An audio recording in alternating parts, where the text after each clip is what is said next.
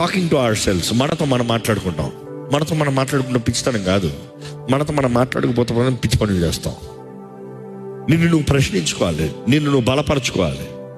Bible చూసినప్పుడు దావీదు అప్పటికే శత్రువులు వచ్చి మొత్తాన్ని దోచుకుని వెళ్ళిపోతే, తన భార్యల్ని, కలిగిన ఆస్తుల్ని అంతా దోచుకుని వెళ్ళిపోతే, తన చుట్టూ ఉన్నవారు, తన సైన్యంలో ఉన్నవారు వారందరూ దావీదుని కొట్టి చెప్పేద్దాం అనుకున్నారట. కానీ బైబిల్లో రాయబడి ఉంటుంది, David encouraged himself in the lord.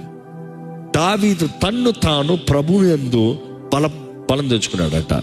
దేవుడు బలం అవ్వలే, మనుషులు బలపరచలే. అందరూ ఆయన ఇన్ఫాక్ట్ కొట్టి చంపేద్దాం అనుకున్నారు, కానీ తన్ను తాను బలపరుచుకున్నాడంట. కొన్నిసార్లు మన జీవితంలో ఎవరో మనకు వచ్చి ఏదో చేస్తారని ఎదురు చూడొద్దు. ఎవరు చేయరు, మనకు మనం చేసుకోవాలి. నీ బాధ్యత. ఇక్కడ చూసినప్పుడు దేవుడు 3 మనమే చేయాలంటాడు.